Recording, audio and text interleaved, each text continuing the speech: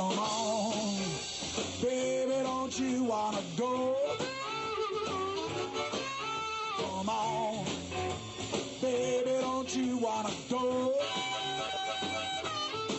Back to that lemon light city, sweet home Chicago. 224 446. Come on, baby, now get your business fixed. Come on. Hi, I'm Marty Levinson. Welcome to the Northtown News Magazine. Your host, Avi Meyer, and the greatest cameraman of all, Sonny Hersh. Hi, Avi Meyers here, Northtown Neighborhood News Magazine.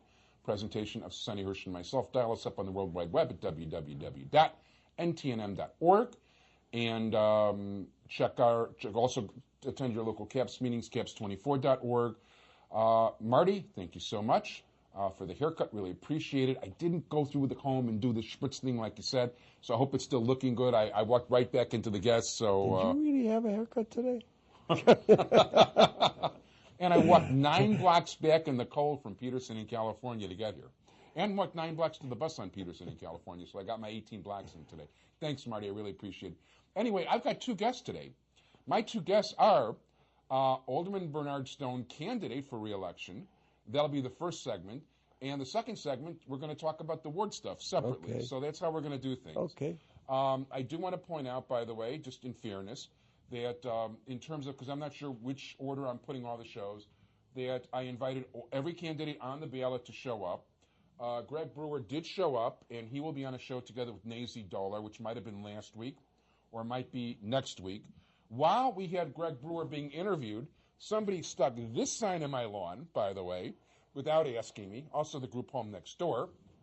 And Mr. Aftab did originally book a time, and then he had a woman call me on Saturday when I don't answer the phone, but basically saying that he wasn't able to make it, and that maybe he'll make it next time. I don't know that we're doing it next time or not.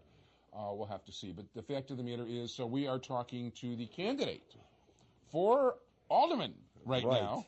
Okay. For re-election. For re-election to a 10th term, is it? Yes, it'll be a 10th term. That's pretty good. Go into double figures. So that gets you in the Hall of Fame.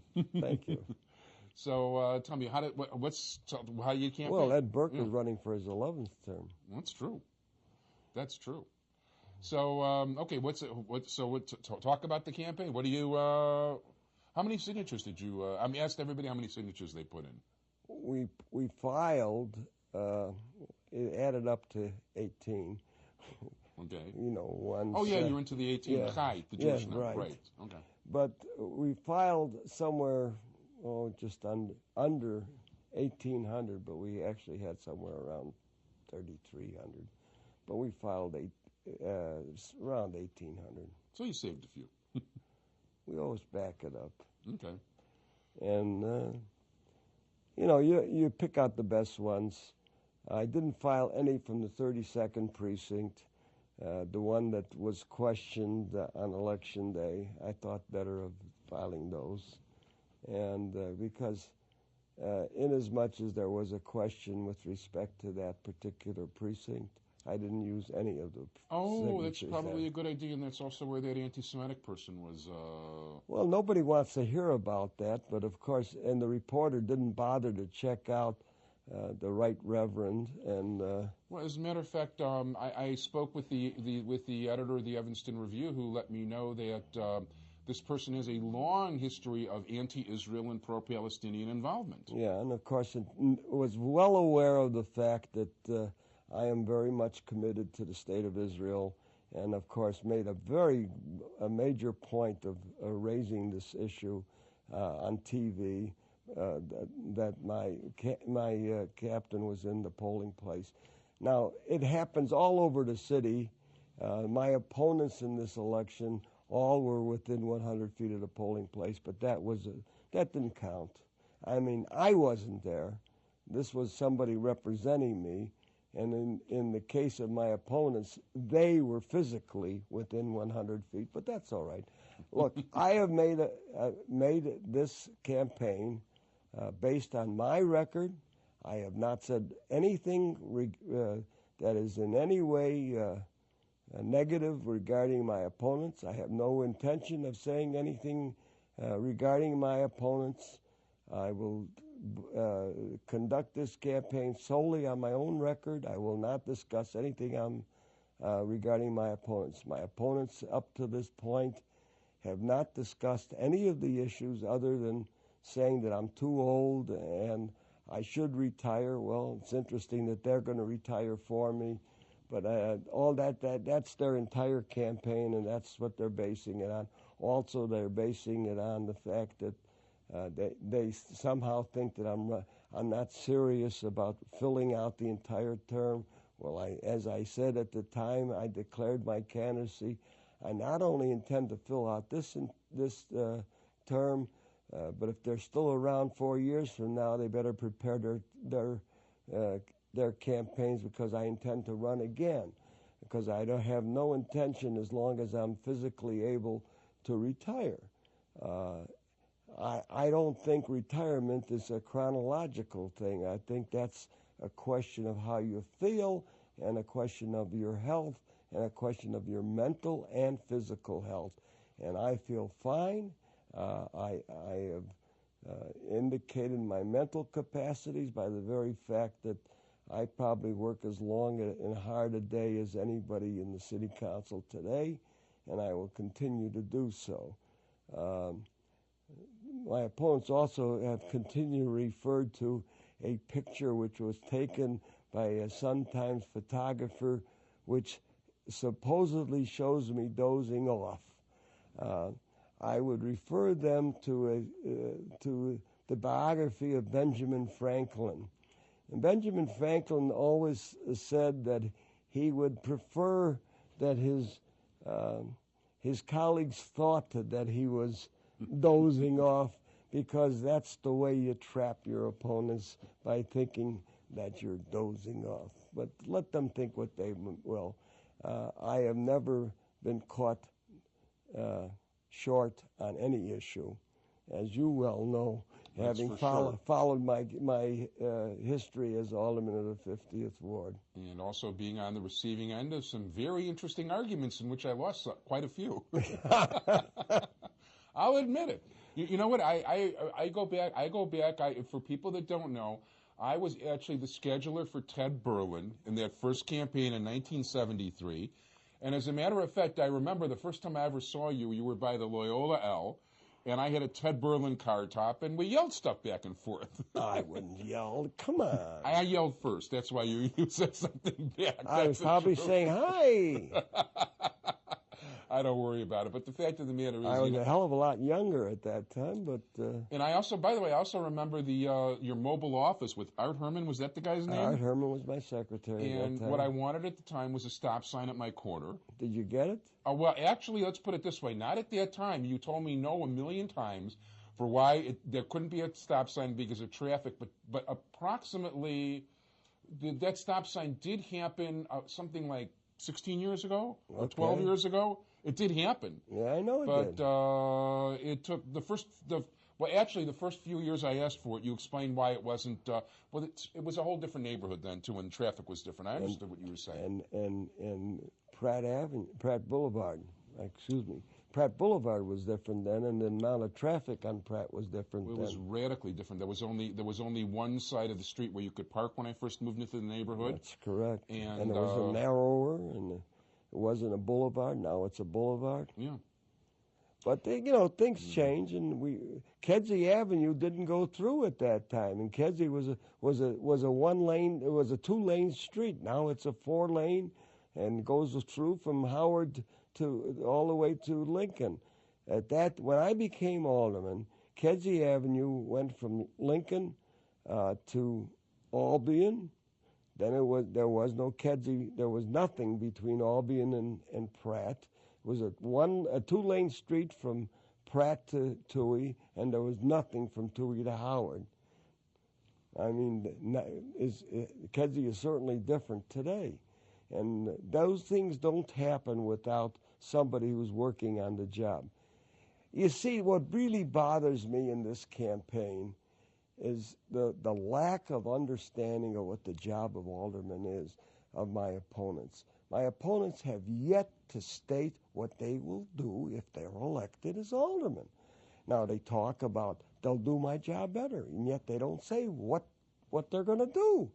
You want to ask me what I'm going to do? I'll tell you what I'm going to do. We have started on the redevelopment of Devon Avenue, of Western Avenue, of Touhy Avenue. Well, how are we redeveloping it? Well, there's been a number of new buildings built, particularly on Devon, on East Devon. We are in the process of building a new parking garage on Devon Avenue.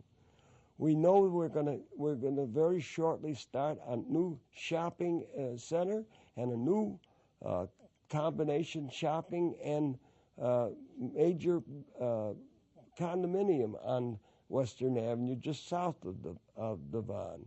These are already scheduled for start this spring. These are things that are scheduled. Well, why am I seeking re-election? These are things that are just starting to come to pass. I want to see them built. You know that just a few blocks from here, there's a new building going up at Devon and Kedzie. Another new improvement. We have a new shopping center at Devon and Kedzie on the kitty corner from that new building. There are many changes occurring along Devon. Devon is, when we're done, is going to be a new street. CVS has taken over the old Osco and is in the process of remodeling it.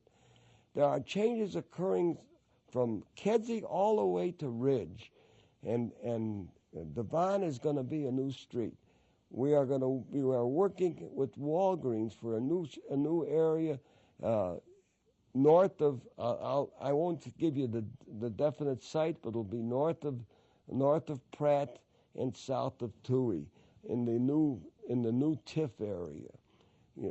As you know, we passed a TIF that covers the area from Arthur all the way up to Touhy, and then from Touhy it goes down.